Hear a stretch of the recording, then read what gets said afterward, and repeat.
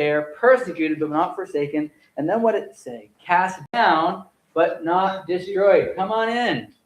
Cast down but not destroyed. What does the Bible say that we're made out of?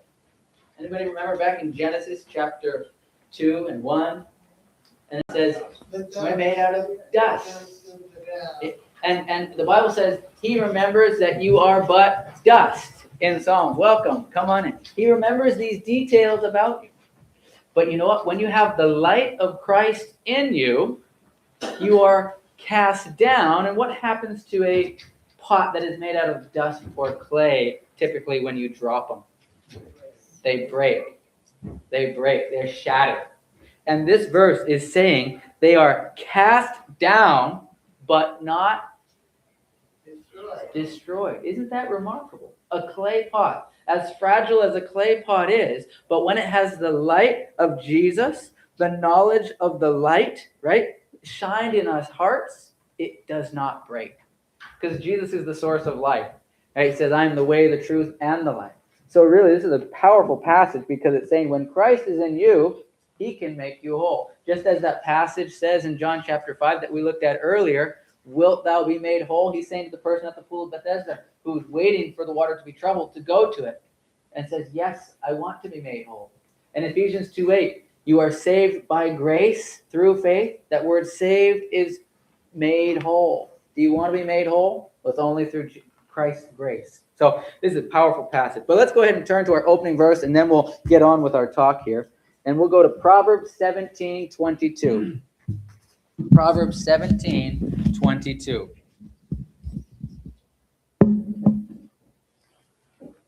By way of introduction, this is our theme song, Proverbs 17:22. And many of you know this, I know, now. And are you guys there? Are there a number of people there? Proverbs 17:22. It really, Adan kind of spoke about this in the message today. Having a positive outlook, having a positive perspective on life is actually the best medicine, being positive. And we have a lot to be positive about, because if Christ is in our heart, that's pretty good news. We know the end. We know that someday he's going to come back and he's going to make every wrong right. There's going to be no more sin, no more death, no more dying. That's something to be positive for. So it goes like this. A merry heart doeth good like a medicine. Like a medicine is a merry heart. But a broken spirit dry up the bones. A merry heart doeth good like a medicine. Proverbs 17:22, have a merry heart. Well, I almost said Pastor Adan, Dr. Adan Sanchez. We are so delighted to have you. For some of you who are just coming in, he's a physician. He works at Uchee Pines Institute, which is the lifestyle center, where they have a 17-day program. They also do phone consultations and other things as well. They have a medical team there. It's not just him. There's other practitioners there. And it's a live-in program also. So if you know somebody who might be interested, feel free to check out their website and maybe have a consult and see if that would be right for you. But also his ministry consists of, yes, seeing patients in the center there, but also traveling and speaking and teaching. And we're so grateful that he has come to join us today. And maybe can I pray with you and you can take it over from there. Let's pray. Dear Heavenly Father, we're so grateful that you want us to be made whole. You're not looking for us to just be recovered from a certain disease or a certain ailment, although that's part of it, but you're wanting our entire being to be restored. In 2 Corinthians chapter 5, you're doing a ministry of reconciliation, where you're bringing a separated people, a fallen people, back to God. I pray that we would continue that work, that we would continue the ministry of reconciliation, of making people whole. And that can only be done through your power, through your grace, through your love, by laying hold of the promises of God by faith. I'm so grateful that you've loved us with an everlasting love, and that it is true to say that by your grace, through faith, we are saved. Help us to learn more of these principles. In Jesus' name, amen. Amen. Mm-hmm.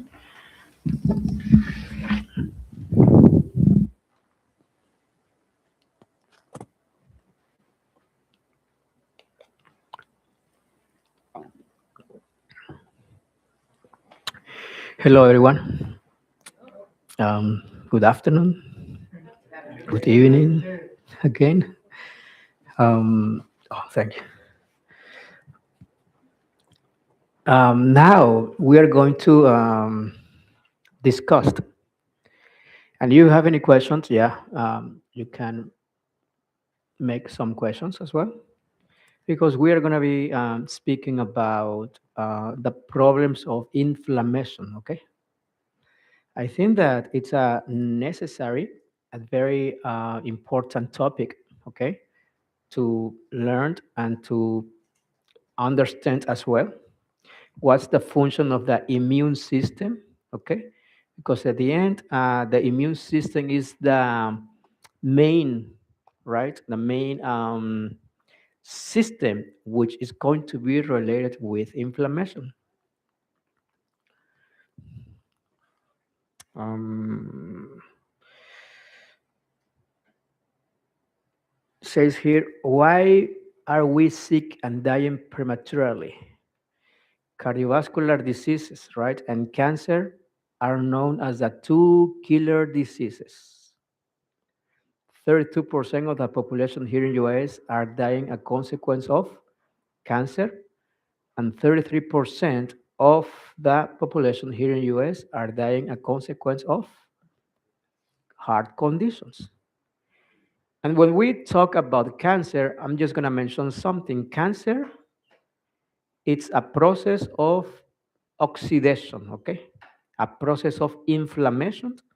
And this process of oxidation or process of inflammation is going to lead us to cause this abnormality in the normal cells to an abnormal cells or mutated cells, which is cancer. Okay, and in the topic, I will say about heart conditions.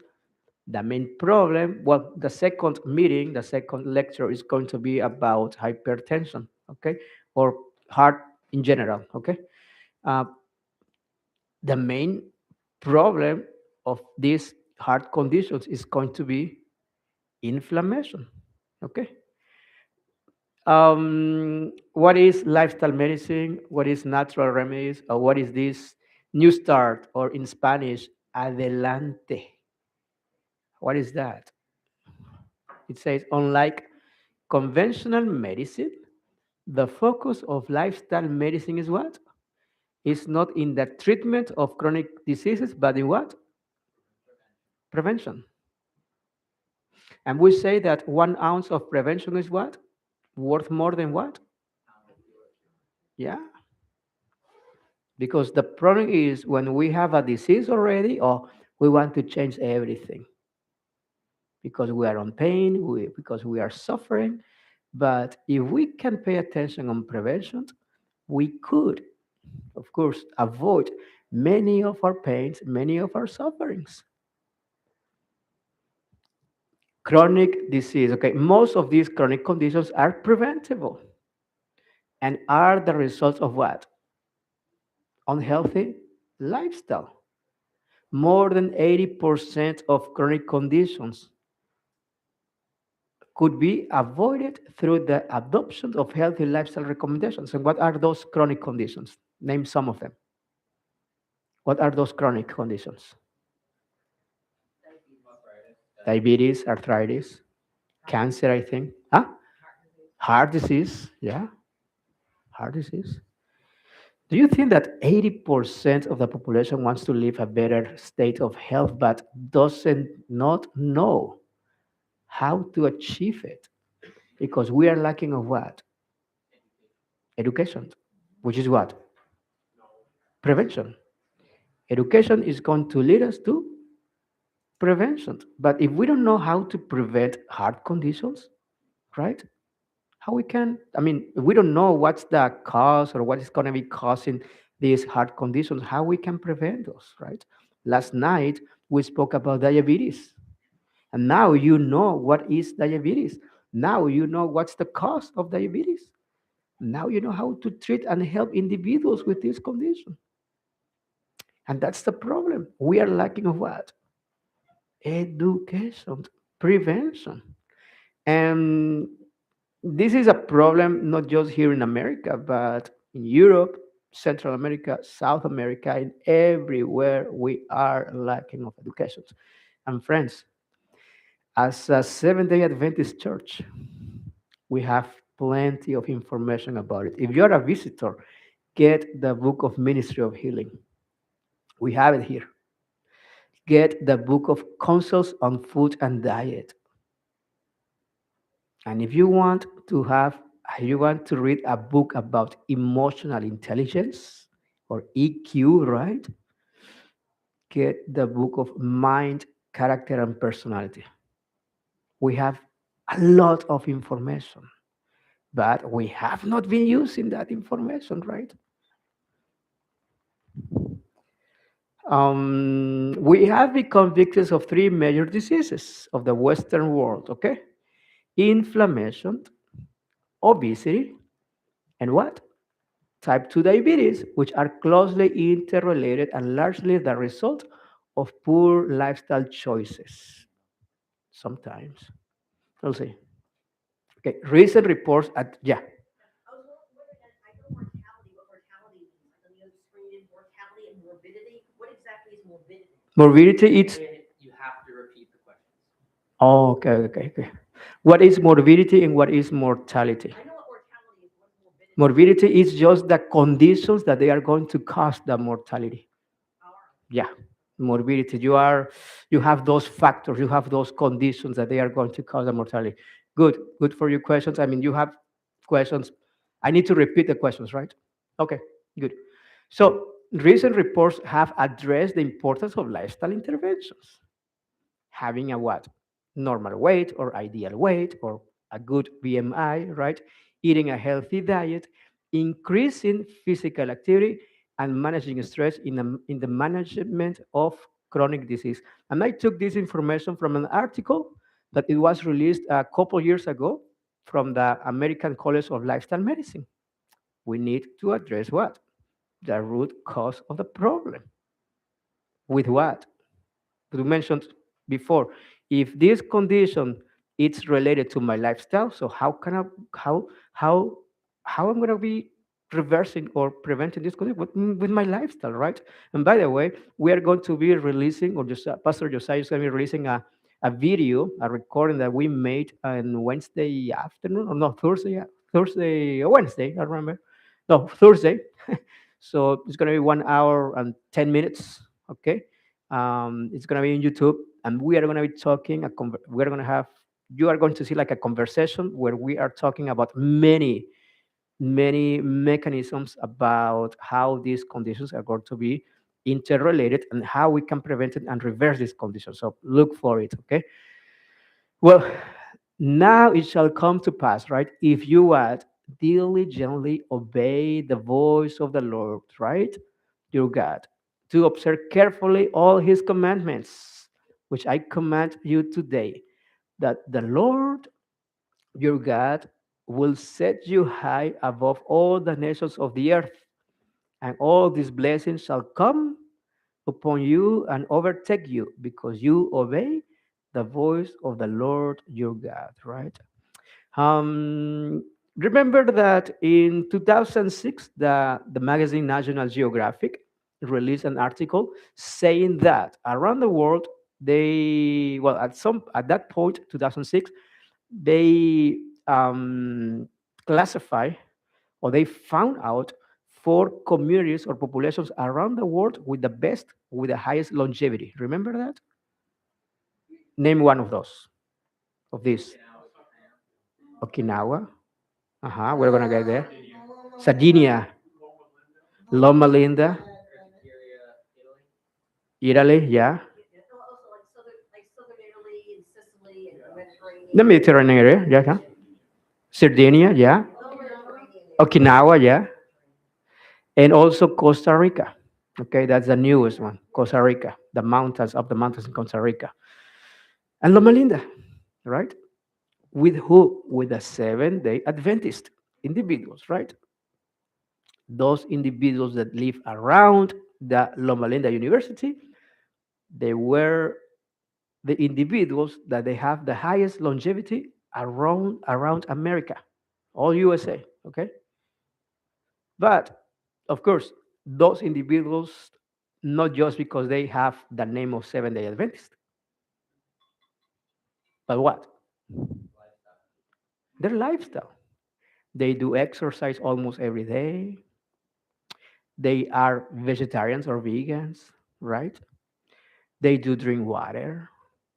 They eat almost every day almonds, pecans, nuts. Okay. But something that caught my attention from this individual, from this researcher, is that he pointed out that the Seventh Day Adventist Church they stop 24 hours every week and they don't deal with their work, with their business, with anything related to the world, I will say. And friends, he was talking about managing stress. Managing stress. And friends, these 24 hours of having this rest, to certain extent, it's going to be good for your heart. It's going to be good for your mental health, right? But this study shows only the Seventh-day Adventists from where? From Loma Linda.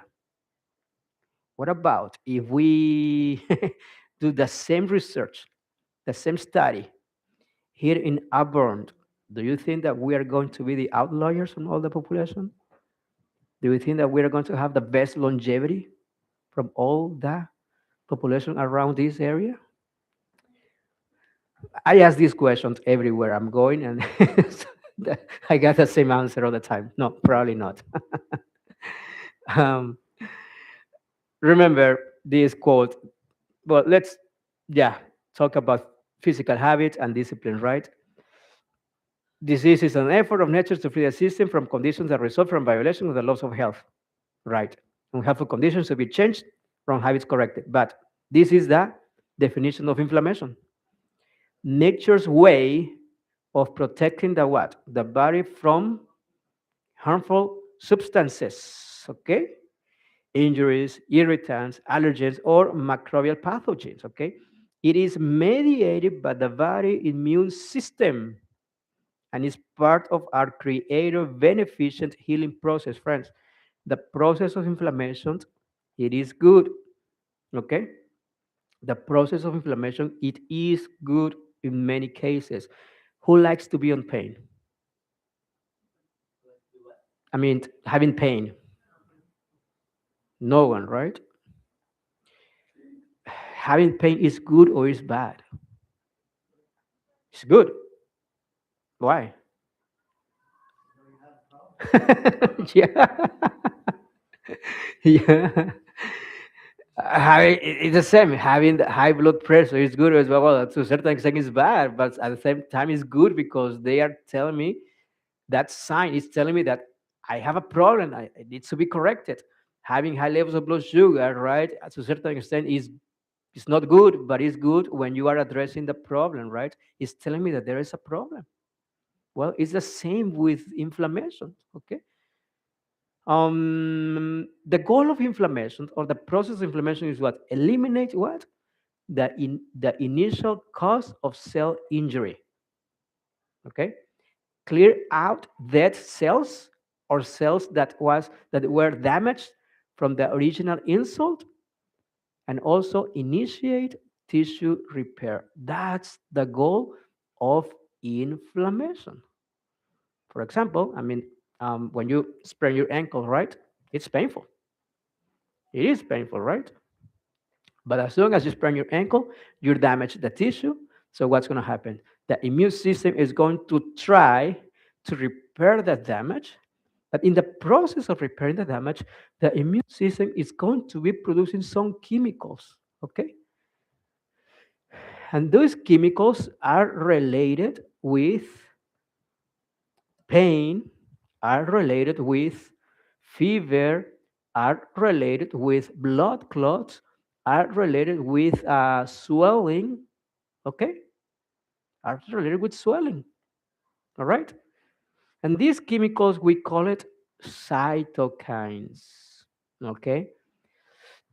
Just you don't have to memorize those names, but later on we are going to go back with these names, okay, with these compounds, with these components of your immune system, because it's important to understand this part. The only thing that I'm going to tell you now is that prostaglandins, leukotrienes, thromboxans are cytokines produced by your immune system, and these chemicals are going to be produced in order to neutralize neutralize or kill in either way bacteria, viruses, parasites, any sort of infections, but also if you have a problem, for example, you sprain your ankle, those chemicals are going to be acting in order to repair. Okay? But the problem is this, because all these chemicals, they are going to cause what? Process of oxidation. Oxidation. Okay? Yeah? Oxidation. And all these chemicals are going to produce some other chemicals that we call it reactive oxygen species. And one of them is reactive oxygen species. Okay, but because this is a process of oxidation, friends, so what do we need to have on board to neutralize all these chemicals, reactive oxygen species? For example, antioxidants. Antioxidants. And one of the main antioxidants that your liver is going to be produced is going to be glutathione. Okay, glutathione. Do you remember NAC or NAC? Well, you need to have a good amount of NAC or NAC in order to produce glutathione. And glutathione is the main antioxidant that your liver is going to be producing in order to neutralize all these all these chemicals that were produced by the process of inflammation. Okay? Yeah. Does that mean that it's good to take NAC? Um, she's asking if it's good to take NAC. Not when it's not necessary. Okay? I wouldn't recommend long term. Okay? But if you are having some inflammatory process, right? Like an infection, well, it's good to take NAC. To a certain extent, it's good to take vitamin C. Okay? However, the other best antioxidant besides the glutathione, I would say that it's better even the glutathione, is going to be melatonin. Melatonin. Okay? And melatonin, remember that we are producing melatonin when? At night. In the evening. Exactly. Well, in the morning to get the sun in the morning. Exactly. Yeah. Yeah. Yeah. True. From tryptophan. Uh-huh. That's why you need to eat your plant-based diet to have a good levels of tryptophan to convert it into serotonin and melatonin. Mhm. Okay, good comment that my sister is doing here. Okay, because we believe that melatonin is going to be produced only in the brain at night. Okay, when it's there getting dark. Okay, and the peak of the production of melatonin is going to be from midnight to 2 a.m. Okay, and that's going to be the deepest sleep that you can get. Okay, and this is related also with your immune system, sleep. However, they have been discovered now that you can produce melatonin during the day, but not in your brain, inside your cells, in order to act, or the function is as antioxidant. And friends, the process of aging is a process of what? Oxidation. So who need what? Antioxidants, fruits, blueberries, strawberries, kiwis, um, acai, yeah, green apple. I had with the doctor. I had type 2 diabetes, fairly recently, and my left foot was 100% fail on the prick test. I took blueberries pretty much every day, and it was 100% after like 6 months. Wow. You had, I mean, here my friend is saying that he had diabetes type 2 and he was having numbness, I mean, neuropathy in the left leg. So he wasn't able to have any sensitivity, I would say, right? And he was taking or he was eating blueberries every day. And in how long? It was no more than 6 months. In no more than 6 months, that neuropathy went away. Thank you for your testimony. Antioxidants. And sugar.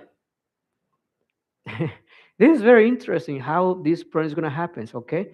Because when you reduce the levels of your blood sugar, the neuropathy can go away as well, okay?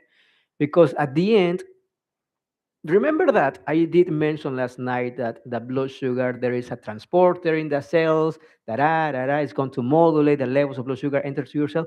Well, that happens only in the muscles and in your adipose tissue. But in your nerve cells, there is not regulation. Nerve cells, there's no regulation. They are taking up sugar and sugar and sugar and sugar. And all this sugar is going to be converted in another compound. It's called sorbitol.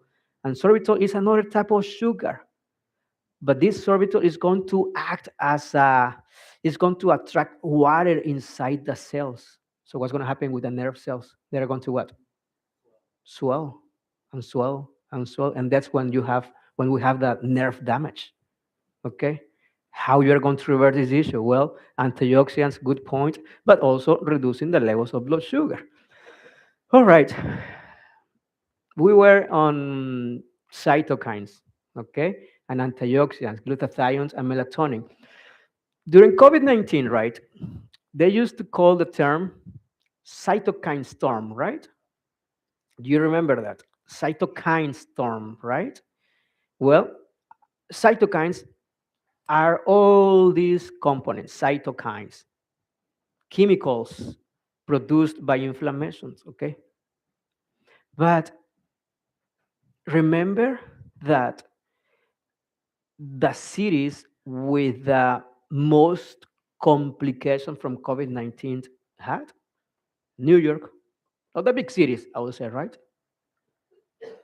Well, apparently there is a link with this melatonin production and the lack of sunshine. And that's why probably there is a link with the process of oxidation or complication because we are not receiving enough sunshine, okay, to produce melatonin as an antioxidant. And the only way to produce melatonin during the day in my cells of my body, not in my brain, is going to be having sunshine. Not really sunshine all day long, but at least to be in a bright place with some UVV light, right, surrounding us. Okay, is very important. Antioxidants. Well, name some other antioxidants. I did mention some already, right? Like blueberries and kiwis. Vitamin E. We're going to be talking about vitamin E. Oh, yeah, vitamin E is a good one.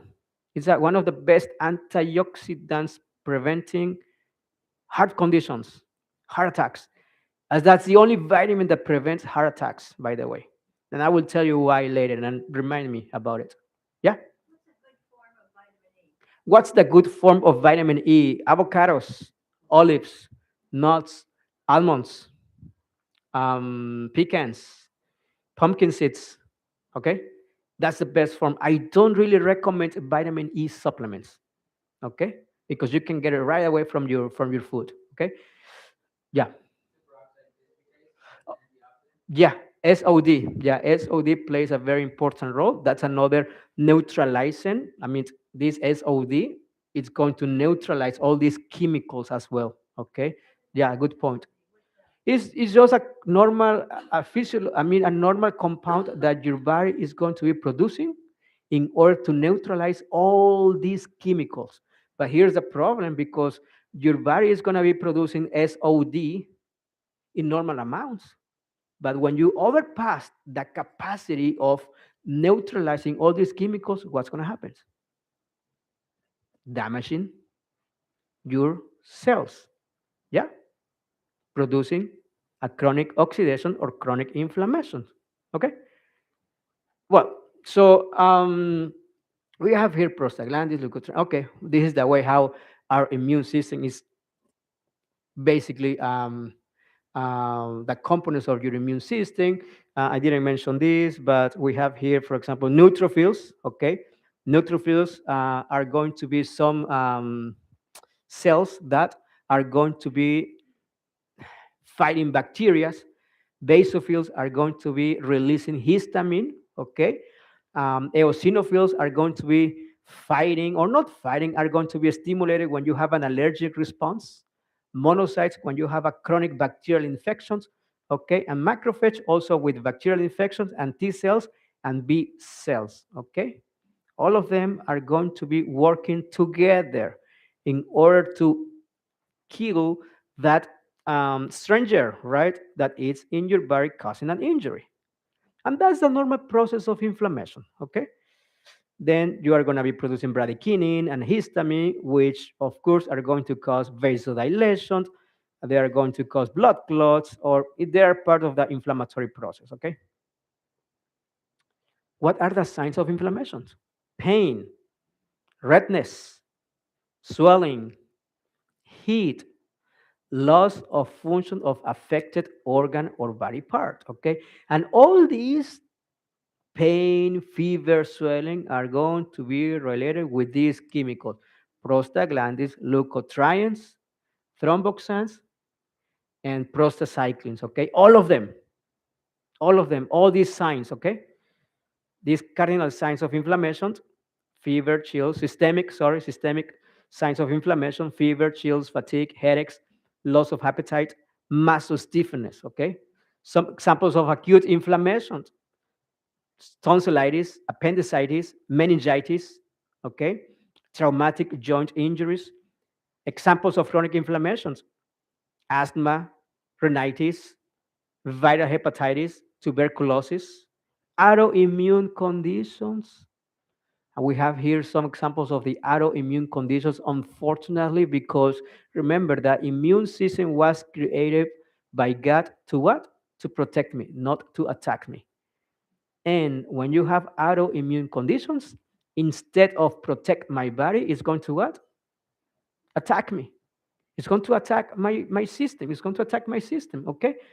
Rheumatoid arthritis, lupus, scleroderma, multiple myeloma, right? Crohn's disease, ulcerative colitis, right? But here, at the center of chronic inflammation, we can see that Alzheimer's, heart conditions, high blood pressure, cancer, arthritis, and type 2 diabetes are going to be all of them related with a process of chronic inflammation. Okay. So, yeah. Oh, yeah. Yeah, we're going to go there very, I mean, deeper, okay? What is here in this picture? I mean, she's asking about what is this comment about the omega 3 and omega 6. Well, it says here inflammation resulting from an imbalance in the ratio between omega 6 to omega 3 fatty acids, okay, contributes to many common diseases, including those in this diagram. We're going to go deeper, okay, explaining this situation, okay? We are going to be discussing about the anti-inflammatory diet, okay? And what is that anti-inflammatory diet? Carbohydrates, proteins, and fats, okay? These three macronutrients that at the end they can cause inflammation or they can fight inflammation, okay? But let's see here another picture about inflammations. Unhealthy diet, sedentary lifestyle, I mean, lack of physical activity, high stress, and some medications, they are going to contribute to what? Microbiome dysbiosis, I mean, this imbalance between good and bad bacteria in your gastrointestinal tract. They are going to be producing what? Oxidative stress, which is reactive oxygen species that I mentioned before, process of oxidation, sorry, and also they are going to cause a cell injury. All of these chronic inflammation are going to be related with obesity, type 2 diabetes, cardiovascular disease, cancer, even depression and anxiety.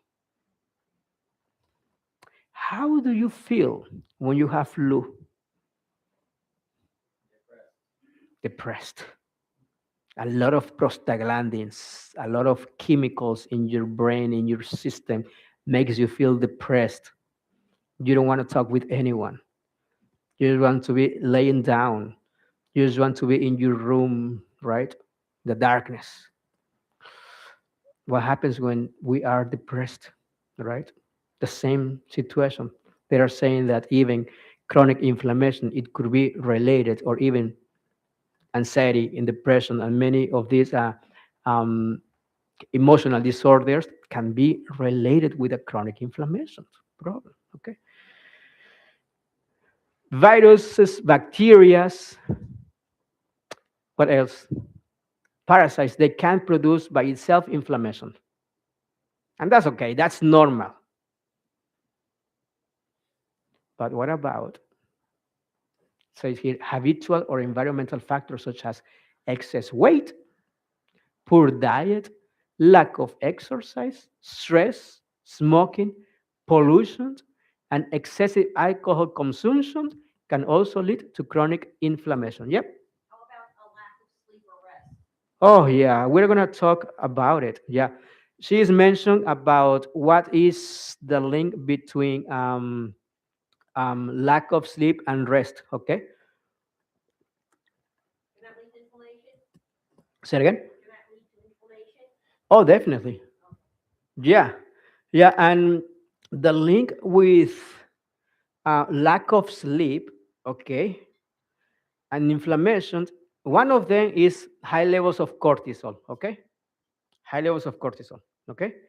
The other problem with, which is indirectly inflammation, but it's going to be related with your immune system, it is going to be from 10 p.m. to 3 a.m., you are going to be producing certain type of cells that these cells are going to be fighting only viruses and cancer. We call it natural killer cells or NK cells, okay? If we are not sleeping between 10 p.m. to 3 a.m., friends, we are not going to be producing these natural killer cells, okay? We're going to be more prompt to develop, I don't want to say just cancer, but any type of viral infection. Any type of viral infection, to get sick very often and very often, if we are not sleeping from 10 to 3 a.m., 10 p.m. to 3 a.m. By the way,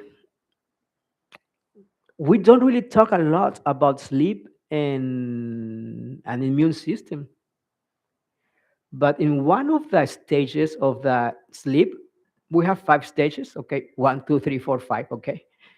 But those 5 stages are going to be classified in two main ones: no REM sleep and REM sleep, okay? The no REM sleep is going to be related with the first 4 stages, okay? No REM sleep, stage first, second, third, and fourth, okay?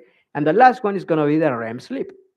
But very interesting, because one of the stages of the no REM sleep, the number 3 and 4, is the deepest sleep, and is when we are going to be building up bones and muscles, and also improved or optimize the function of your immune system. Okay, but very but something is more important here, because in the last stage, which is called the REM sleep, you know what is related with your memory. But the funny thing, because we cannot skip these stages. Every stage is going to last 5 to 15 minutes.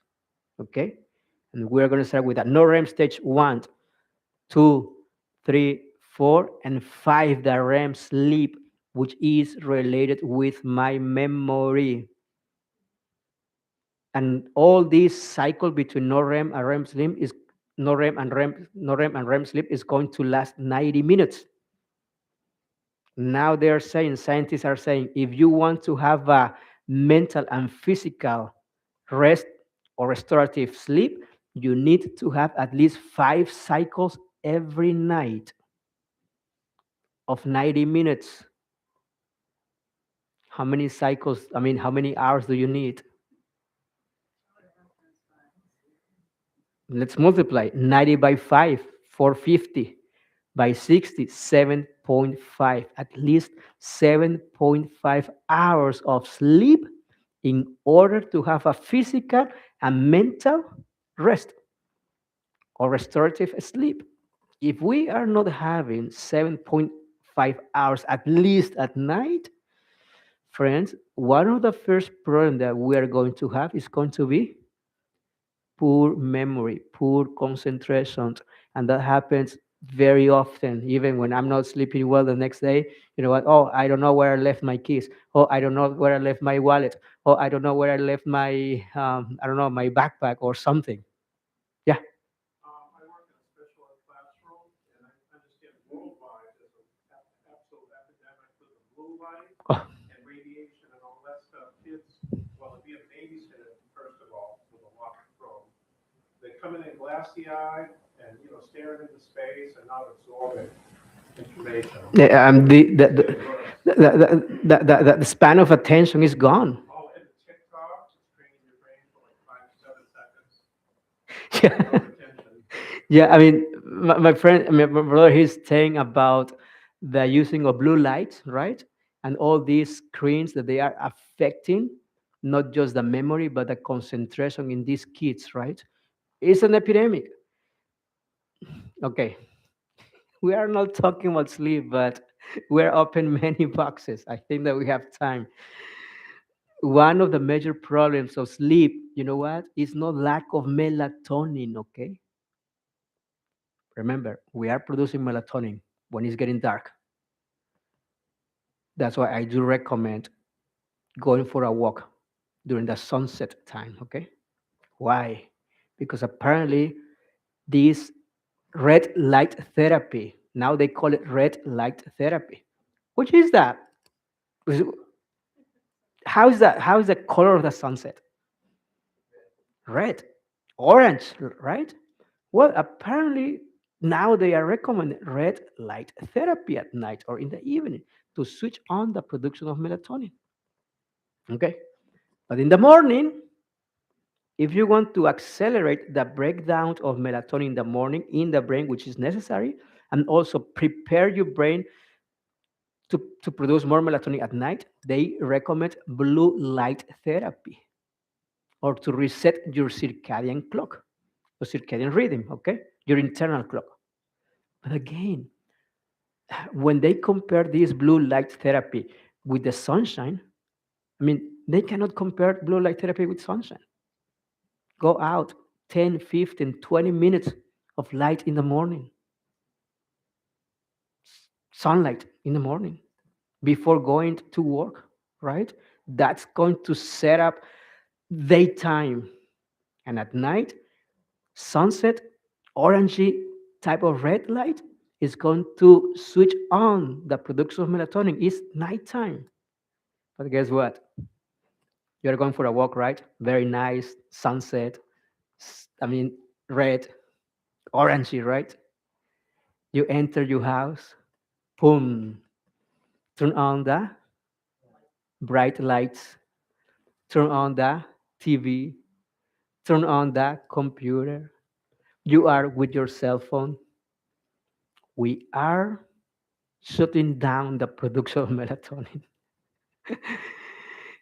And instead of that, you know what you are going to be producing because you are deceiving your brain that is daytime? Cortisol. That's why we are not able to sleep because blue light, because bright light at night. And not only that, they said that, I mean, 90 minutes of, well, even not 90 minutes, but having consecutive 5 days of using my cell phone at night in my bed is going to decrease the onset of your sleep, and also it's going to decrease the onset of production of melatonin at night. So it's not just your computer, it's not just your cell phone. But friends, when I understood this, I changed the lights of my place of my house. In the morning, I use bright light like this one. Well, brighter probably, right? At night, I bought like the amber orangey color light. I had to change that, and I can tell you, it has been a big difference. Why? Because bright light at night is going to shut down the production of melatonin. And instead of that, your brain's going to say, you know what, Adan? It's daytime. You need to be active. Let's produce adrenaline and cortisol. Stress response. Going to bed, I'm not able to sleep, right? This is one factor. This is one of the factors. The other factor is I didn't mention this, but the second stage of your REM sleep, the second stage of your no REM sleep, okay, the second stage, in order to enter the deepest sleep, you need to go through the second stage, okay? But there are two requisites to enter the second stage, okay, of your no REM sleep. And these requisites are going to be slowing your heart rate and slowing your temperature. Slowing your temperature, okay? If your room is too hot, you are not going to be able to sleep. If your room is too cold, you are not going to be able to sleep. But if before your bedtime your heart rate is high and your temperature is high, you are not going to enter the deep sleep. So tell me one activity that most of the time we are doing and that's going to increase your heart rate at night. Up? Probably if you are having, or if I having a very stressful conversation, definitely it's going to increase my stress response or my heart rate. But friends, eating late at night. Why? You are eating. What time? 8 or 9 p.m. Your stomach is saying to your brain, you know what? I need more blood flow because I need to metabolize all this food. The brain sends a signal to your heart. Hey, let's send more blood to your gastrointestinal system, increasing the heart rate. But when you increase the heart rate, you increase your body temperature. Is We are doing the opposite to enter the deepest sleep. You see, that's another point as well. But yeah, going back to your question, yeah, lack of sleep produce chronic inflammation. No question about it. Healthy diet, it is estimated that at least 60% of chronic disease could be prevented by eating a healthy diet. Okay. On average, Americans ingest or intake, right, 4.7 pounds of food per day, which the body burns as energy for cell synthesis, or in the two common case of excess, stores as a fat deposits. And we spoke about it yesterday, right? We can take a more proactive preventive approach by investing our 4+ pounds of daily food in healthy choices that decrease inflammation and thus chronic conditions, right? And let's start with fats. Components of the anti-inflammatory diet. We need fats? For sure we need fats. Your brain needs what? Ketones, which is a fatty acid, but also, you know what? It needs cholesterol. Okay. By the way, one of the main components of your brain is cholesterol. Okay. We need fats in order to what? To absorb certain chemicals, like sorry, not chemicals, but vitamins. Vitamin A, vitamin E, vitamin D, and vitamin K. We need fats. We need fats in order to produce estrogens and testosterone. We need fats in order to have a good function of your liver and also your gallbladder. Okay? But here's the thing, friends, because your liver is able to produce 1,200 milligrams, or at least 1,200, 1,500 milligrams of cholesterol every day. You are producing, by the way, I mean, every cell in your body produces cholesterol, not just your liver. Every cell. Why? Because do you see this yellow part over there? It says that outside of the cell, inside of the cell. Okay? And this yellow part is just what?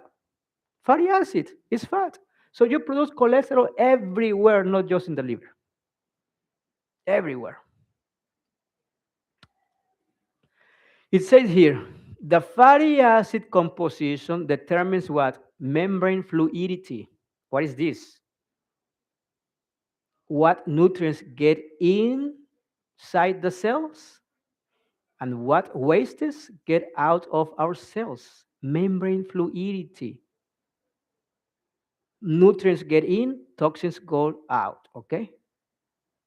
But friends, in a very simplistic way of explaining this, if you are eating only saturated fats from animals, what's going to happen with that fluidity? Okay? Huh? Thicken. Yeah. Saturated fats. A saturated fat is just when the molecules of hydrogen and carbon, they are what? Stick together. They are stick together. That's why they call saturated. They don't have double bonds or they don't have gap between these molecules. Okay. And if we are building up only, I mean, my cells with only saturated fat, what's going to happen?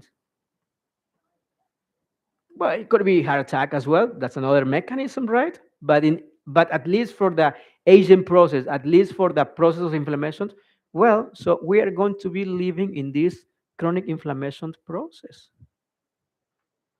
But not only that, I mean, remember insulin resistance is the same. Membrane fluidity is the same. Nutrients are not able to get in, and toxins are not able to go out.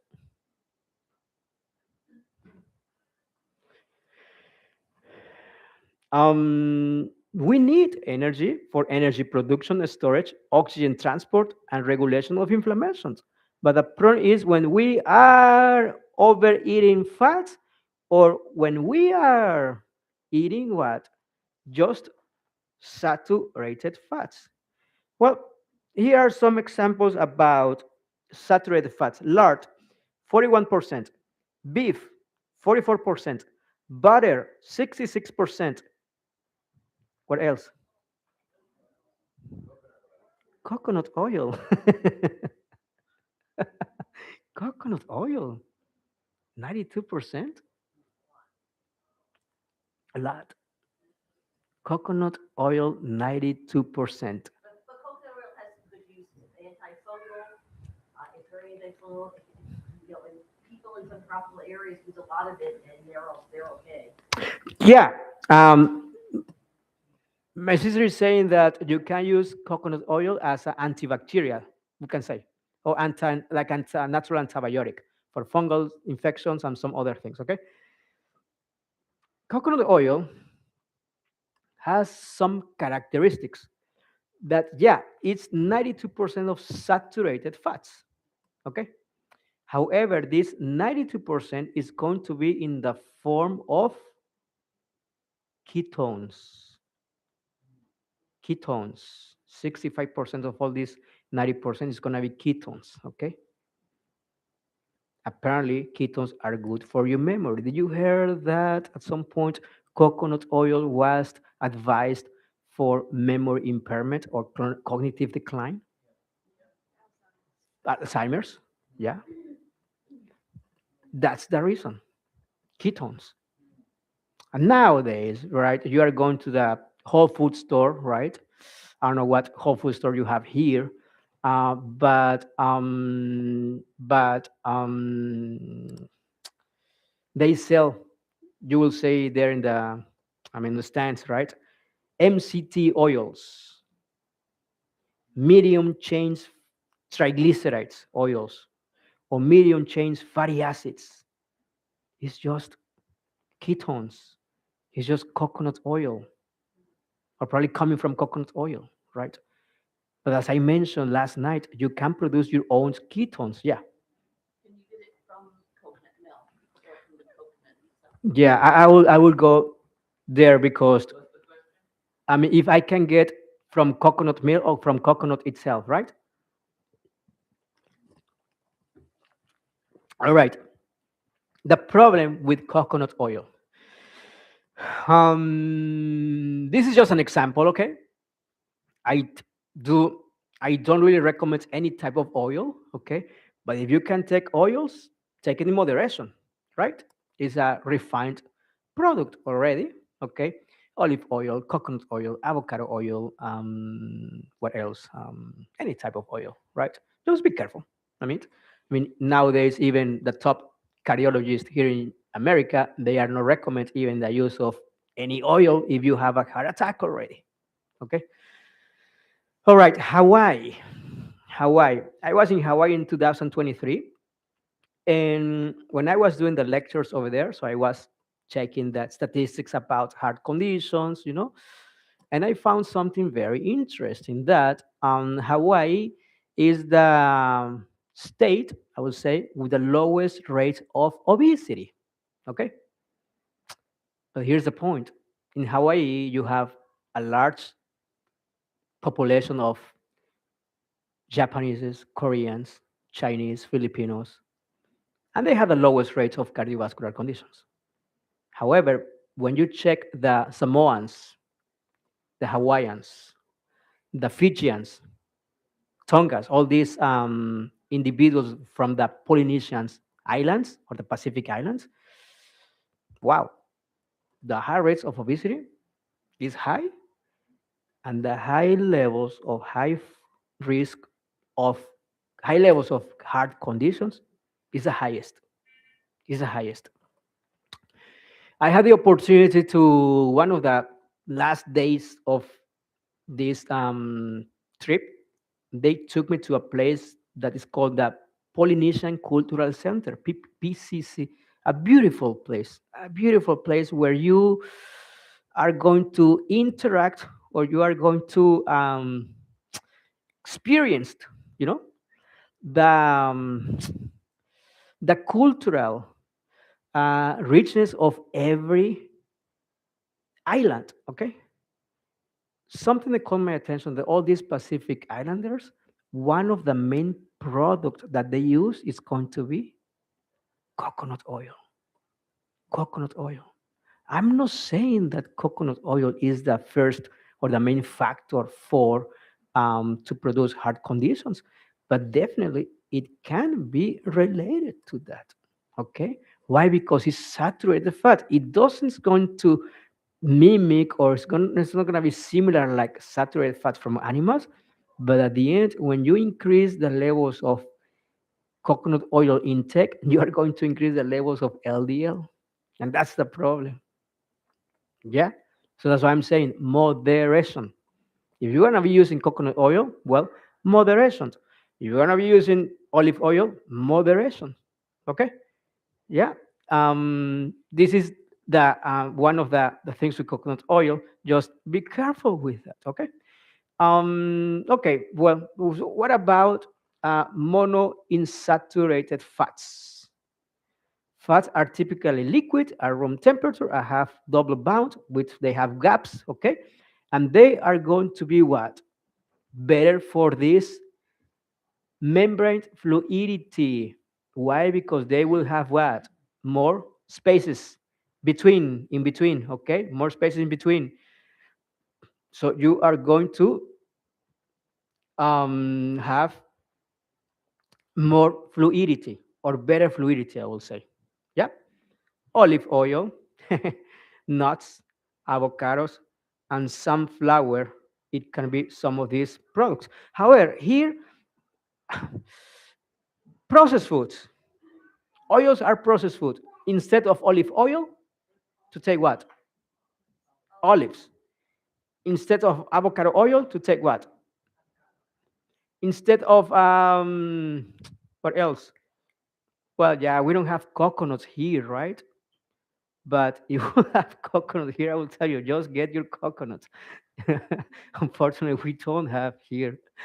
What else? What other oils?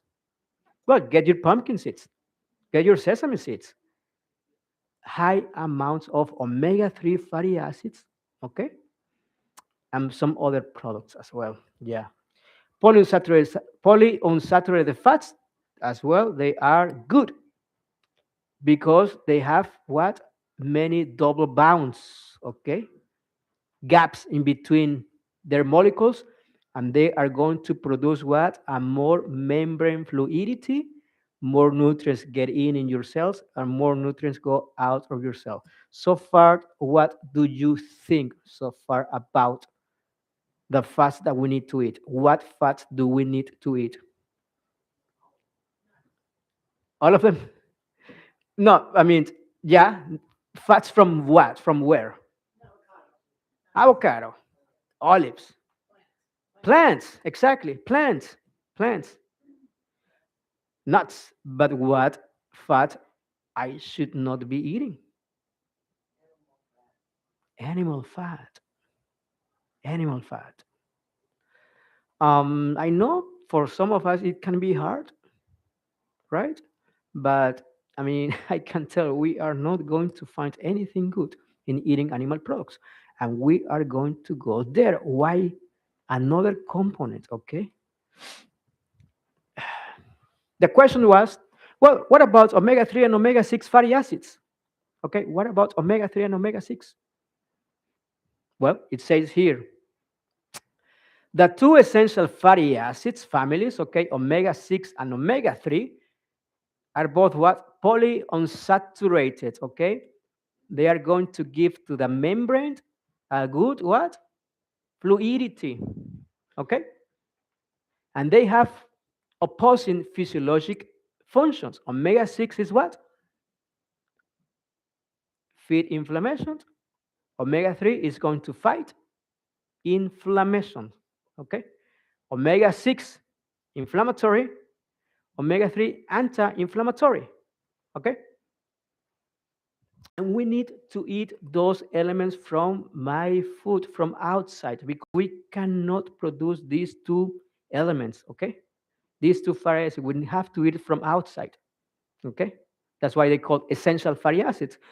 But here's something very important and that caught my attention, okay? Because it says here, on the omega 6 side, arachidonic acid leads to the production of the main proponents of the inflammatory cascade. Okay, what is that? It's too technical.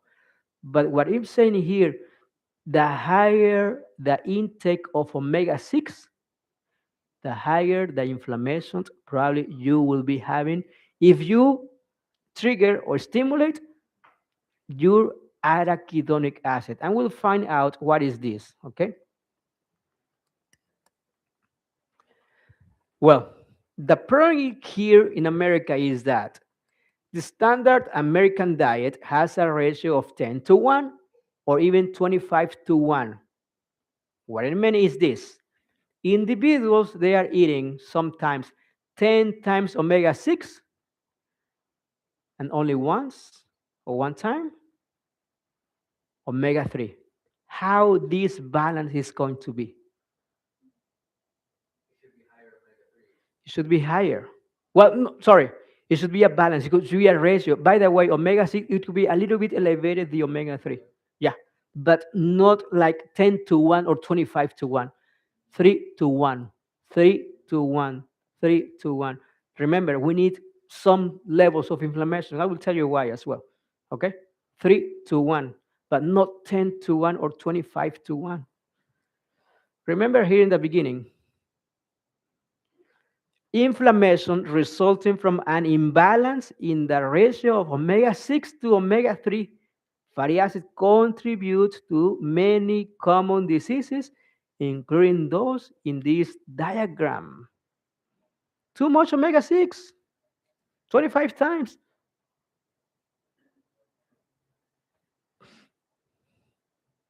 And this is the type of diet That's going to lead to have a very high levels of omega-6. Standard American diet, omega-6 versus the omega-3. Forget about the fish. Yeah, the fish has omega-3, but also has mercury, heavy metals, and arachidonic acid as well. So you need you just need flaxseed, chia seed, and some other seeds for your omega-3s. But let's focus on something, okay? Because um, when we are talking about meat, all the time, don't eat meat because of cholesterol, right? It is a problem. Cholesterol is a problem, okay?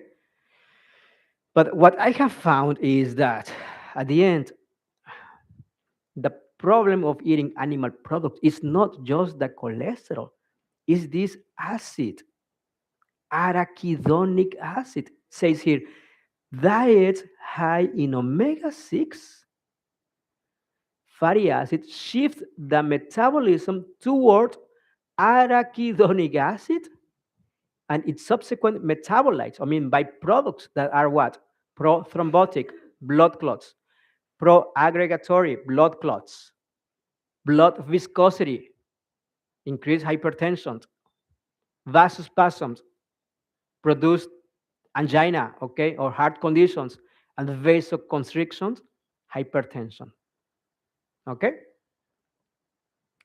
Um, arachidonic acid, okay, arachidonic acid.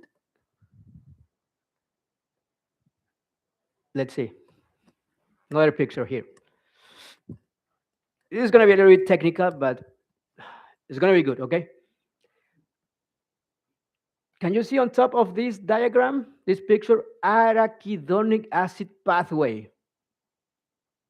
Membrane lipid, okay, in every membrane of your system, sorry, in every, remember this membrane, sorry? Remember this? Here? Here? Remember? Can you see here, right?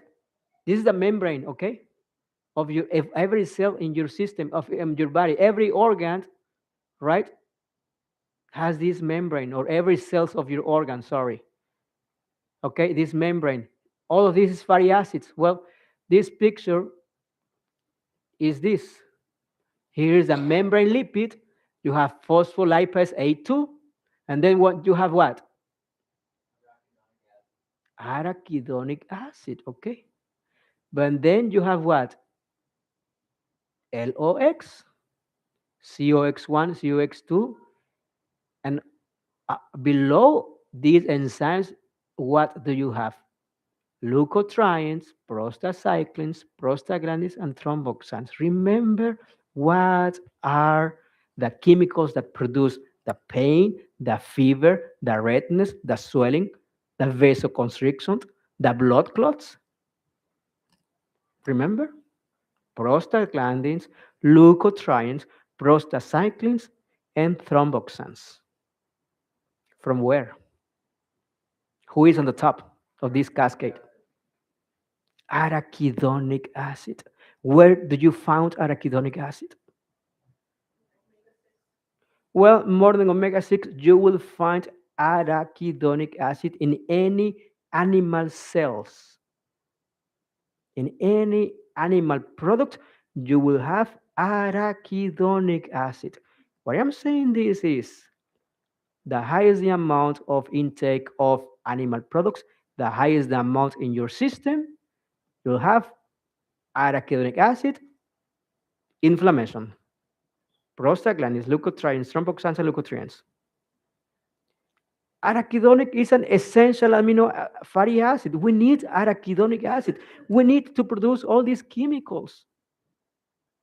But the problem is when we are overproducing all these chemicals because my diet. Individuals with COVID-19, individuals with pneumonia, individuals with any other chronic conditions. And by the way, if you want to treat rheumatoid arthritis, the first thing that you have to recommend, change your diet. Why? Because any autoimmune condition is related with high levels of inflammation. It's an uncontrolled inflammation. If you change your diet, increasing your fatty acids, okay, intake, having a good ratio between omega 3 and omega 6, you are going to be treating even osteoporosis as well. Yeah, I've had varicose veins probably since I was 30, I guess. varicose veins, okay, Yeah, one leg, since you were 30. what's that? Yeah, sorry. Oh, and then one leg does swell up a lot more, but I've used the compression thing, and that works incredibly Mm-hmm. well, actually. And you can see the varicose veins instead of just swelling. Mm-hmm. Can varicose veins be prevented, or is it pretty much genetic? I wouldn't say that it's generic, but remember that all the veins, they have to send the blood back to the right part of your heart, okay? But the way how these veins are going to be working, they are going to be working with some valves, okay? But the calves, they can work as a secondary type of a heart as well to send in the blood back to your heart. So yeah, the problem with varicose veins is a problem of the valve. The valve gets like fluffy, I will say. It's not able to send that blood back as it should. Okay, that's the main problem of varicose veins. Okay, so unfortunately, I don't, I haven't seen or checked the research about it can be genetic. Okay, I don't see that correlation specific, right? But definitely, it can be related with individuals. They have like a long-standing jobs. Okay, when we are not really using the calf as we should be using it, right? um, this type of exercise can be helpful, and walking and walking and walking and walking. Rebound exercise, somebody was mentioned yesterday, rebound exercise, right? It could be good. Okay, but yeah, it's not going to cause blood clots by itself. Okay, varicose vein is not going to cause blood clots. Okay, it's more related with a deep venous thrombosis, okay, which is just a blood clot in the veins. Okay, okay, but we got this point. White animal products are not that healthy as we should be eating. And when I say animal products, I'm talking about what? Eggs, cheese, milk, chicken, fish. What else? Beef, pork, bacon, yeah. Because the high amounts of arachidonic acid. And friends, I mean, that's why we are suffering here in America. Why? Because our standard American diet, our SAT diet, loud on omega 6 fatty acids. Yep. What do you think about the, maybe you already mentioned this, but the like imitation meats, like the Beyond Burgers and the Morningstar stuff, Well, what do you think about like the, yeah, that's fine. I mean, the question is that what do I think about these veggie meat or Beyond Meat or Impossible Burger, something like that, right? If you are in the transition of stopping eating meat to a vegetarian diet, to a certain extent, it can be decent or acceptable. If you want to use it as a substitute of meat because you have it craving or because we think that we need it, right? It's not that healthy as we think, okay? Even still healthier than eating meat. But if you compare with a plant-based diet, it's not really healthy. Many ingredients, okay, many ingredients. But you compare with a steak, definitely it's going to be healthier. But if you compare it with the actual plant-based diet as it should be, it's not that healthy as as we think. Okay, yeah.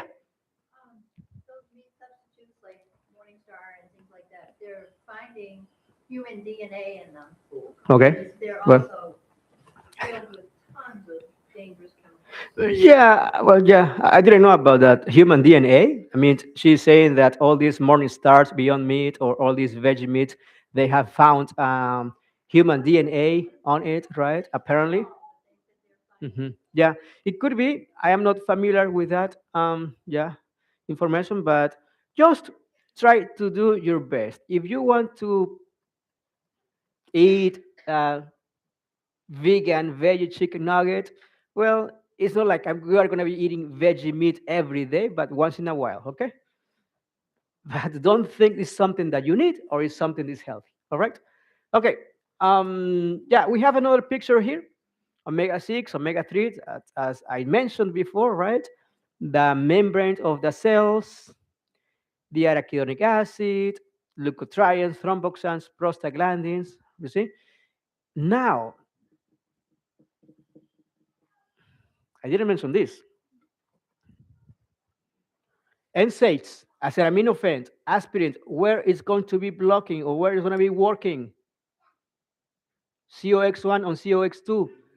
Steroids are going to be working in arachidonic acid and phospholipase A2. Montelukast, medication for asthma, is going to be working in the leukotriene cascade. But what is the problem?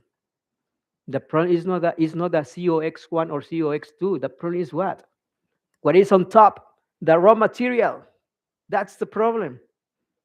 Yeah? That's the problem, the raw material. Problem with animal products. So now we have the same picture here. Arachidonic acid in the membrane of the cell. Remember, arachidonic acid is important. We need it. I'll tell you something. Your kidneys, okay? Your kidneys. You need a good levels of prostaglandins, okay? For your kidneys. You need a good levels of these chemicals produced by the inflammation produced by the arachidonic acid, okay? You need a good levels because in order to have a good flow for your kidneys, this prostaglandins is going to open the artery in order to have a good flow, all right? But if you are taking aspirin, what's going to happen? You're going to inhibit, you're going to be blocking prostaglandins, and then you are going to be starting to have kidney problems, kidney issues, or chronic kidney failure. Prostaglandins in your stomach. We need a good amount of prostaglandins because the stomach is going to be producing that mucus layer, right? And that mucus layer is a process of certain levels of inflammation produced by the prostaglandins. If you shut down the production of prostaglandins in your stomach, you are not producing that mucus layer, and then you're going to start to produce what? Peptic ulcers. You see the link? I'm not saying that you should stop taking your aspirin. I'm not saying that, okay? But just be mindful. The first thing that you need to stop because you want to prevent blood clots or because you want to prevent any type of inflammatory problem, stop eating animal products. That's the first step, okay? You got it? Then we have another picture here, which is the same picture, okay?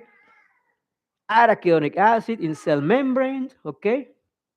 Free arachidonic acid, prostaglandins, thromboxans, leukotrienes, but here we don't have medications. We have what? Plants, plants, okay? Onions and apples. Did you hear about quercetin? Well, onions and apples contain quercetin. Turmeric, curcumin, rosemary, red pepper or cayenne pepper, and ginger. They are some of these plants. They are going to be counteracted some elements of the cascade of inflammation. Okay. Then we have feverfew. I really recommend feverfew for migraines. Okay, for headaches. Feverfew. Boswellia. Feverfew is a plant. Yeah, feverfew is a plant. Okay, you can get it in the capsule form or even as the herb. Okay, you can make a tea, and if you're suffering from headaches, you can get that feverfew tea or feverfew herb, and you can use it every day or only when you have some headaches or migraine headaches, okay? Boswellia, rosemary, all of them are going to be working in order to contract this cascade of inflammations. Okay. Any questions so far from this? I didn't mention garlic, but garlic is one of the powerful antibacterial, okay, antiplatelets. I mean, not antiplatelets, but prevents blood clots, reduce the blood pressure. Antibiotic, yeah. Oregano oil. Oregano I oil. use that for a lot of things in property using, and I get the good stuff from Turkey, you know, 100% pure, 85% erythritol. Okay. What does that do? I mean, it kills bacteria and things like that. I know that. Is it an anti-inflammatory? I believe. Well, I mean, oregano oil, I mean, when it's more than anti-inflammatory, it's like an antibacterial. Yeah, it's antibacterial, natural antibacterial. You can use it everywhere, but if you are going to be using oregano oil in a skin lesion, just be careful. Use it with a carrier. It could be olive oil or it could be castor oil. Okay? Never use it if you had an infection in your ear. Please never use it because it's gonna burn the tympanic membrane so bad. Okay, you can use it even you can intake oregano oil 5 to 6 drops in a half a cup of water. Okay, when you have an infection, and it can be beneficial. Don't use it long term, no more than 15 days. Okay, yeah. What about vitamin D? What about vitamin D? Well, information boosting up your immune system. Yeah, vitamin D is one of the vitamin we call it vitamin D, but honestly, it's like a hormone. It's going to work as a hormone because we are going to have receptors of vitamin D everywhere: liver, kidneys, pancreas, brain, skin. I mean, everywhere. Okay, it's true. It's one of the main components for the optimization function of my immune system. Okay, the numbers. Okay, the numbers, and here in the northern states, I know it can be a problem. It can be a problem, but try to do your best during the summer, during spring. Try to get good sunshine. The numbers of vitamin D should be around in your blood work should be around 60 to 80. Okay, that's the best numbers. Okay, I have been seeing individuals even in the south, living in Florida, right? They have numbers between 15, 20. When I arrived in UG Pines, my numbers were around 14. I was coming, yeah, from Mexico, from a tropical area, and my numbers were very low. I started to get some sunbathing once a week, twice a week, once a week, twice a week. Yeah, then my numbers went up to 35, 40. But I would recommend now during the winter to take some vitamin D supplements. Okay. How much? No more than 5,000 units a day. Okay. Or at least 5,000 units a day.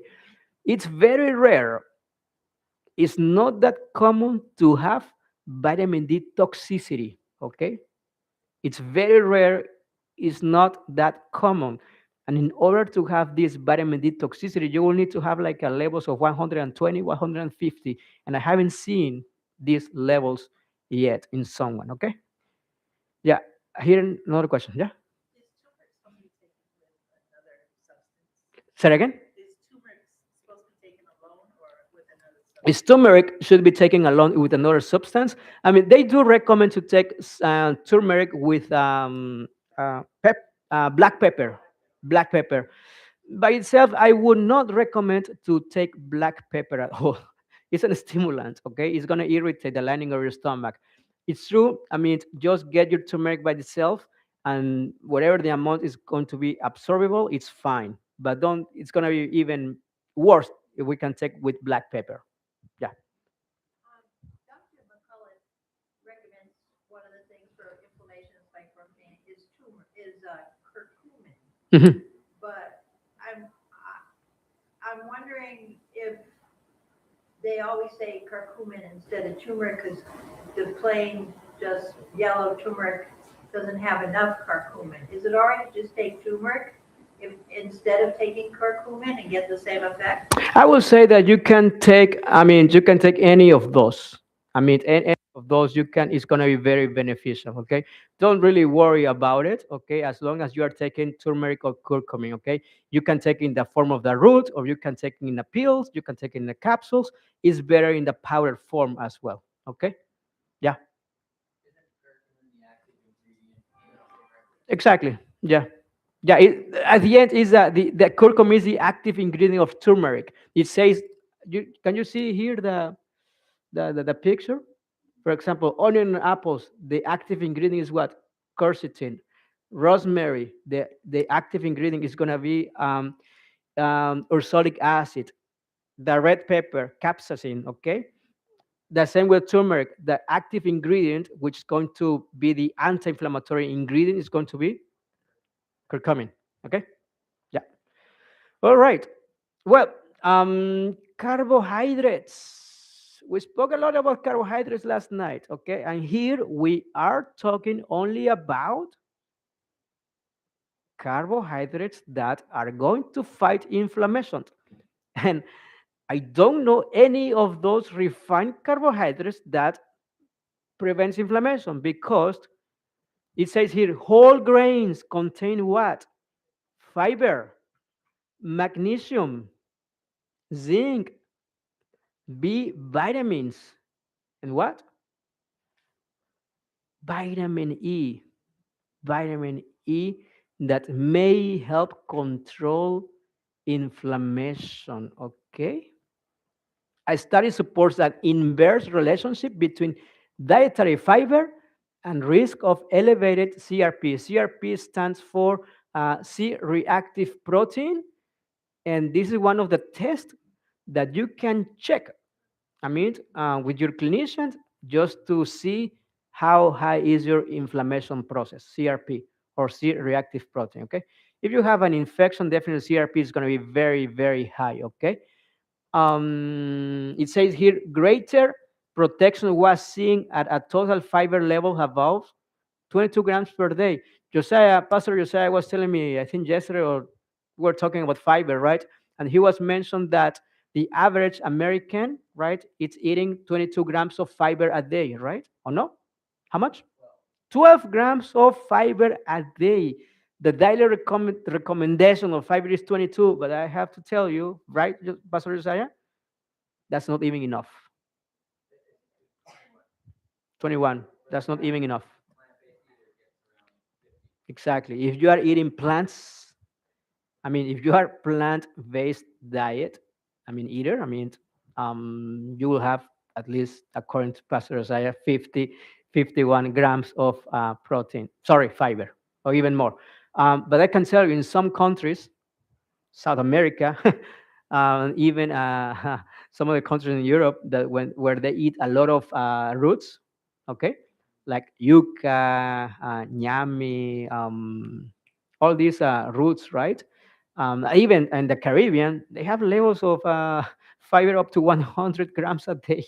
Okay, so we are not eating enough fiber. Okay, we're gonna talk about vitamin E in terms of the cardiovascular issues later. Okay, just I hope to remember that. Okay, excessive consumption of of highly processed carbohydrates. Okay, with what? Ha- Glucose load. Okay, cause abnormal surge in blood glucose and insulin levels, and then overload mitochondrial capacity to produce energy. And instead of energy, you're going to produce what? Free radicals or toxins or oxidation. Aging process. Aging process, that means when we are eating a lot of refined carbohydrates. And friends, to eat like that plate is easy. It's part of the standard American diet. It's part of the standard American diet, right? But when we are eating like that, I mean, we are overloading these mitochondria, right? High intake of vegetables and fruit, more than 5 servings per day, has a significant inverse what? Dose response association with inflammatory markers. I mean, um, yeah, if you are eating vegetables and fruits every day, you are going to have what? It says here more than 5 servings. More than 5 servings. How many fruits do you eat for your breakfast? Fruits. Eat, not in smoothie or in juice. Two. Well, at least two, right? It's good. What about three? Right? Or at least three or two, four. Okay. And then vegetables. How many vegetables we are eating for lunch? None. Three. Okay, good. Yeah, the higher the amount of vegetable we are eating, the lower the inflammation we'll have. Mhm. The reality, Americans consume only 1.5 serving of vegetables per day and only one fruit per day. Only 1 in 11 Americans consumes at least 3 servings of vegetables and 2 servings of fruit per day. Even sadder is that up to 2/3 of this is what? Vegetables from where? Fried potatoes, products, and iceberg lettuce. From where? Huh? Yeah, from burgers. Yeah, from McDonald's. Yeah. Portion control is also important. Overconsumption of even healthy, low glucose or glycemic foods, right, can trigger a hyperglycemic response and inflammation. Excess calories, regardless of source, also contribute to what? Obesity, which itself produces inflammation. Remember that what were the individuals that they have the most complications during COVID-19? Individuals that what? They were overweight. Cytokine storm. It says here, which itself produces inflammation, right? Contributes to it, which itself causes inflammation. Okay, let's move on. Proteins. Legumes are high in proteins, fiber, iron, folic acid, and B vitamins. Okay, 4 servings of legumes per week in of these subjects resulted in significant decrease in what? CRP. With CRP, it's a inflammatory marker. Okay, it says here that if we are eating at least 4 or more servings for legumes every week, we are going to have less inflammation. And friends, we have lentils, we have all these type of beans, chickpeas, soybeans, black beans, red beans. Then we have lentils, garbanzos. What else? All these legumes. We have more than 7 legumes for each day. Not just proteins, but also inflammatory process, right? Iron, folic acid, and B vitamins, and even fiber. And if you want to go to the gym, right? Well, if you are concerned about that you are going to stop eating proteins or meat, right? Well, so the problem is not lack of protein. The problem is what? Lack of what? Exercise. The muscle only increase their size with exercise, not with protein. Okay? You can have high levels of proteins because you are thinking that you are eating your meat. That's why you need more protein, right? Because your muscles. But all this protein is going to be converted in fat. I was in San Diego once, like 1 year ago, 2 years ago, and my friends, I was the only Adventist there, and I was the only vegan or vegetarian. And they were saying, "Hey, Adam, but where did you get your protein from? You know, for your exercise and this and this." So, well, lentils, beans, da da da.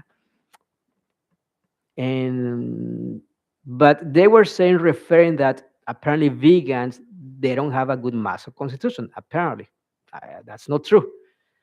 And I was in my mind, I didn't mention anything, but I said, well, so even everybody here is a meat eater, but I don't see muscles either. So what's the problem? It's not a protein. We are not stressing the muscle, right? Yeah. Um, there are many vegans athletes that they have a big muscles, and the problem is not lack of protein. The problem is what lack of used those muscles. That's the problem, right? Nuts and seeds can also be added to an anti-inflammatory diet for extra protein. Consumption of 5 or more servings of nuts and seeds per week was associated with lower levels of CRP, inflammatory markers. How much is a portion? No more than 10 nuts, no more than 10 almonds, no more than 10 pecans, and just one of those a day, not one of each of those a day. Okay? Yeah, just a handful, that's it. No more than that. Remember, it's a fat. Yeah, but also that fat, it can be converted in LDL, even if it's a good fat. Well, some other botanical anti-inflammatories: turmeric, ginger, boswellia, devil's claw, white willow bark. Okay, just be careful with white willow bark. If if you have a kidney problems, just be careful with it. Okay, I wouldn't recommend to use white willow bark. Kidney problems. If the person have a kidney failure, I would not recommend white willow bark. Okay, it contains the active compound of the aspirin. Okay, or the aspirin contain the active compound of white willow bark, aloe vera, licorice, feverfew, slippery elm, rosemary, omega-3 fatty acids, and charcoal. Charcoal. Yeah, yeah. Should garlic be on it? Yeah. I don't know why I didn't add garlic here, but garlic is the best. Garlic is the best for inflammations. You have a sore throat, so now with this winter, just get 5 to 7 cloves of garlic blended together with a little bit of lemon, or not a little bit, with at least with the juice of 5 lemons, okay, and drink it. A little bit of water, okay. Wow, it's the best for these respiratory conditions, okay. Hydrotherapy, ice packs, cold compresses, contrast showers, okay, revulsive hot and cold fermentations. Well, hydrotherapy in general, okay, it can be beneficial for inflammation. Here's the garlic, and this is what other anti-inflammatory foods. Garlic, yeah.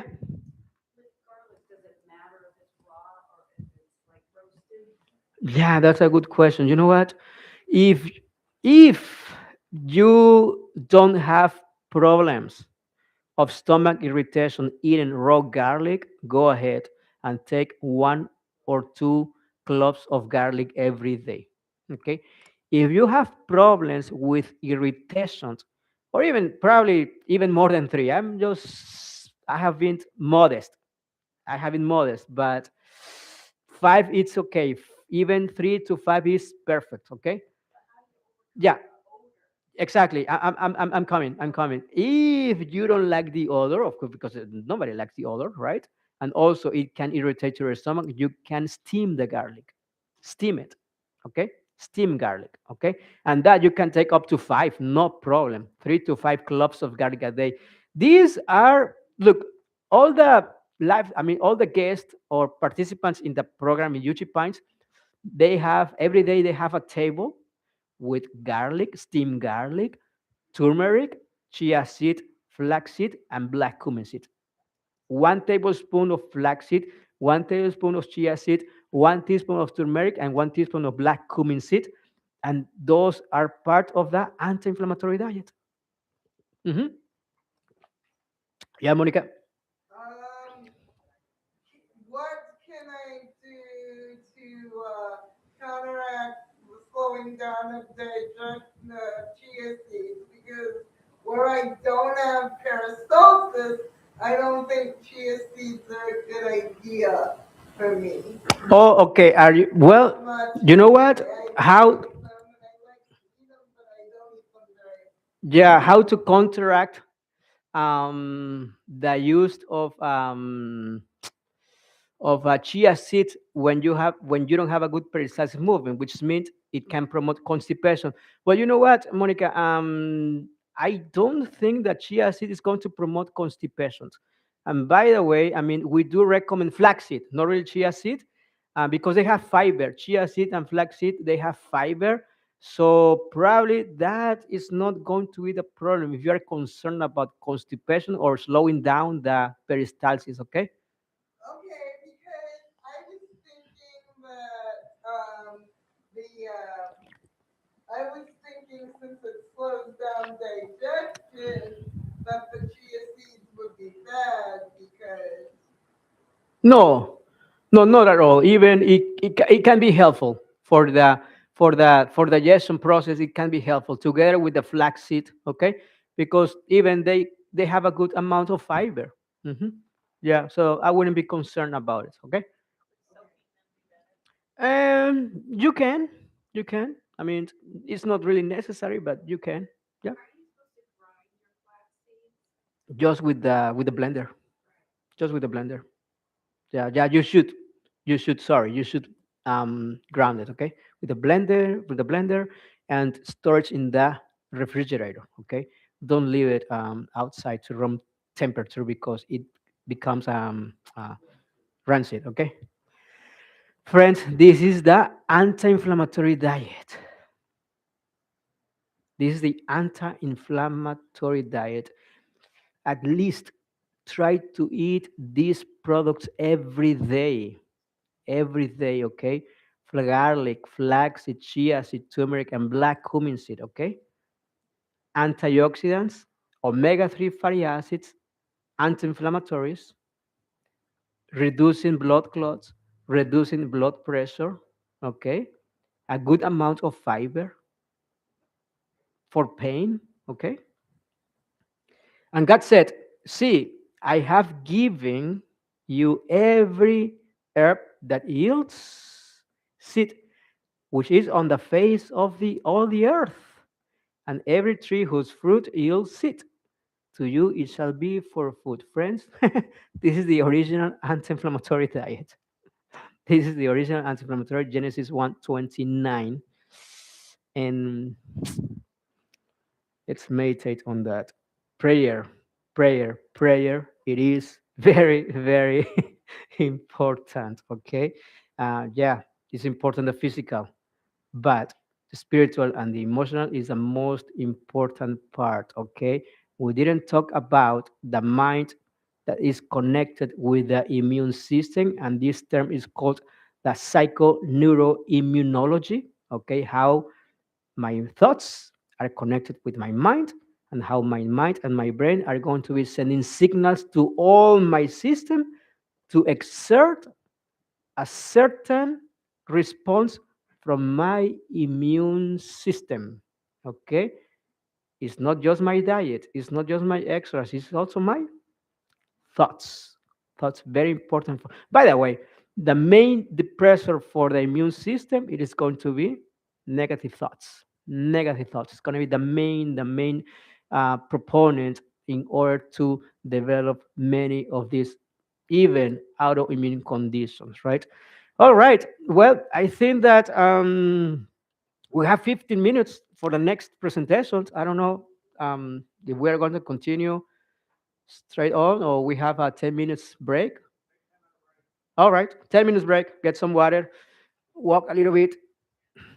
Mhm.